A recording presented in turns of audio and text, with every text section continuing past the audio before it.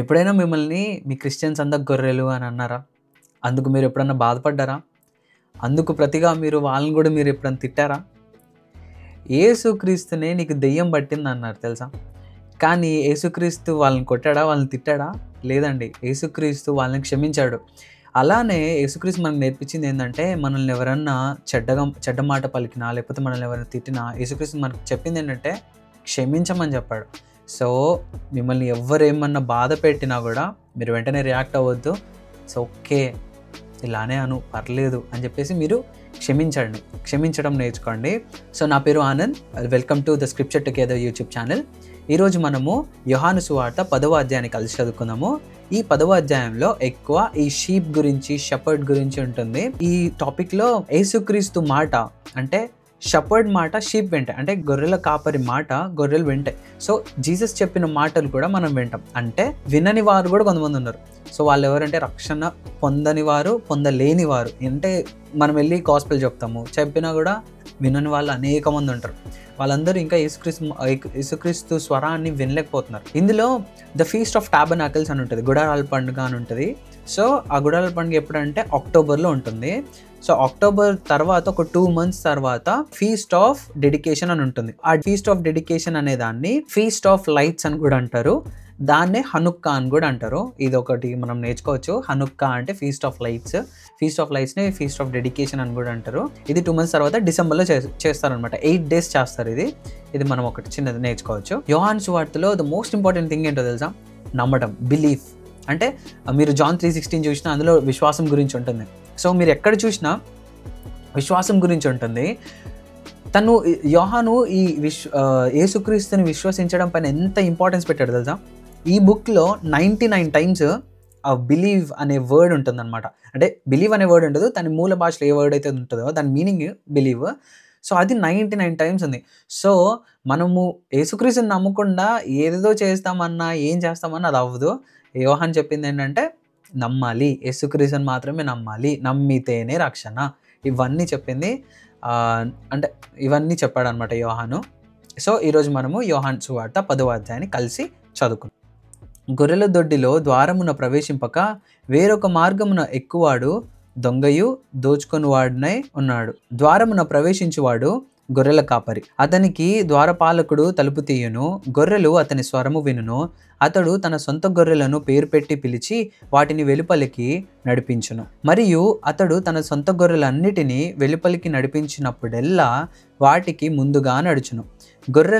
గొర్రెలు అతని స్వరమెరుగును గనుక అవి అతనిని వెంబడించును. అన్యుల స్వరము అవి ఎరుగవు గనుక అన్యుని ఎంత మాత్రమును వెంబడింపక వాని యొద్ద నుండి పారిపోవునని మీతో నిశ్చయంగా చెప్పుచున్నానని వారితో అనెను. ఈ సాదృశ్యము యేసు వారితో చెప్పెను గాని ఆయన తమతో చెప్పిన సంగతులు ఎట్టివో వారు గ్రహించుకొనలేదు. కాబట్టి యేసు మరలా వారితో ఇట్లనెను, గొర్రెలు పోవు ద్వారమును నేనే. నాకు ముందు వచ్చిన వారందరూ దొంగలను దోచుకొని వారినై ఉన్నారు. గొర్రెలు వారి స్వరము వినలేదు. నేనే ద్వారమును. నా ద్వారా ఎవడైనా లోపల ప్రవేశించిన ఎడల వాడు రక్షింపబడిన వాడే లోపలికి పోవచ్చు, బయటకి వచ్చుచు మేత మేయుచు నుండును. దొంగతనమును, హత్యను, నాశనమును చేయుటకు వచ్చును కానీ మరి దేనికిని రాడు. గొర్రెలకు జీవము కలుగుటకును అది సమృద్ధిగా కలుగుటకును నేను వచ్చి తినని మీతో నిశ్చయంగా చెప్పుచున్నాను. నేను గొర్రెలకు మంచి కాపరిని. మంచి కాపరి గొర్రెల కొరకు తన ప్రాణము పెట్టును. జీతగాడు గొర్రెల కాపరి కాడు గనుక గొర్రెలు తనవి కానందున తోడేలు వచ్చుట చూచి గొర్రెలను విడిచిపెట్టి పారిపోవును. తోడేలు ఆ గొర్రెలను పట్టి చెదరగొట్టును. జీతగాడు జీతగాడే గనుక గొర్రెలను గూర్చి లక్ష్యము చేయక పారిపోవును. నేను గొర్రెల మంచి కాపరిని. తండ్రి నన్ను ఎలాగున ఎరుగునో నేను తండ్రిని ఎలాగ ఎరుగుదునో అలాగే నేను నా గొర్రెలను ఎరుగుదును, నా గొర్రెలు నన్ను ఎరుగును. మరియు గొర్రెల కొరకు నా ప్రాణము పెట్టుచున్నాను. ఈ దొడ్డివి కాని వేరే గొర్రెలను నాకు కలవు. వాటిని కూడా నేను తోడుకొని రావలెను. అవి నా స్వరము వినును. అప్పుడు మంద ఒకటియు గొర్రెల కాపరి ఒక్కడును అగును. నేను దాని మరలా తీసుకొనున్నట్లు నా ప్రాణము పెట్టుచున్నాను. ఇందువలననే నా తండ్రి నన్ను ప్రేమించుచున్నాడు. ఎవడునూ నా ప్రాణము తీసుకొనడు. నా అంతట నేనే దాన్ని పెట్టుచున్నాను. దాన్ని పెట్టుటకు నాకు అధికారం కలదు. దాన్ని తిరిగి తీసుకొనుటకును నాకు అధికారం కలదు. నా తండ్రి వలన ఈ ఆజ్ఞ పొందితినెను. ఈ మాటలను బట్టి యూదులలో మరలా భేదము పుట్టెను. వారిలో అనేకులు, వాడు దయ్యము పట్టినవాడు, వెర్రివాడు, వారి మాట ఎందుకు వినుచున్నారనిరి. మరికొందరు, ఇవి దెయ్యము పట్టిన వాని మాటలు కావు, దెయ్యము గుడ్డివారి కన్నులు తెరవగలదా అనిరి. ఆలయ ప్రతిష్ఠిత పండుగ యెరూషలేములో జరుగుచుండెను. అది శీతకాలము. అప్పుడు యేసు దేవాలయంలో సొలొమోను మంటపమున తిరుగుచుండగా యూదులు ఆయన చుట్టూ పోగై, ఎంతకాలము మమ్మును సందేహపెట్టుదు? నీవు క్రీస్తు అయితే మాతో స్పష్టముగా చెప్పుమనిరి. అందుకు యేసు, మీతో చెప్పితిని గాని మీరు నమ్మరు. నేను నా తండ్రి నామమందు చేయుచున్న క్రియలు నన్ను గూర్చి సాక్ష్యం ఇచ్చుచున్నవి. అయితే మీరు నా గొర్రెలలో చేరిన వారు కారు గనుక మీరు నమ్మరు.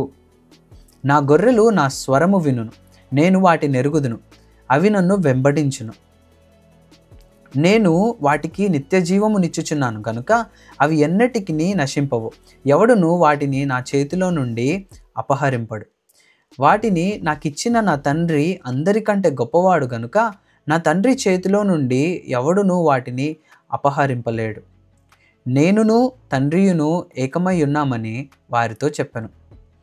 యూదులు ఆయనను కొట్టవలెనని మరలా రాళ్ళు చేతపట్టుకొనగా యేసు, తండ్రి యొద్ద నుండి అనేకమైన మంచి క్రియలను మీకు చూపితిని, వాటిలో ఏ క్రియ నిమిత్తము నన్ను రాళ్లతో కొట్టుదురని వారిని అడిగాను.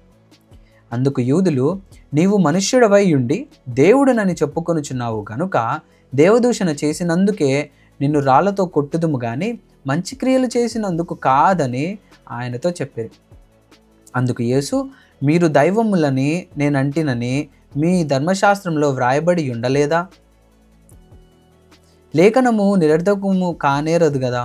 దేవుని వాక్యం ఎవరికి వచ్చెనో వారే దైవములని చెప్పిన ఎడల నేను దేవుని కుమారుడనని చెప్పినందుకు తండ్రి ప్రతిష్ఠ చేసిన ఈ లోకములోనికి పంపిన వానితో నీవు దేవదూషణ చేయుచున్నావని చెప్పుదురా? నేను నా తండ్రి క్రియలు చేయని ఎడల నన్ను నమ్మకుడి.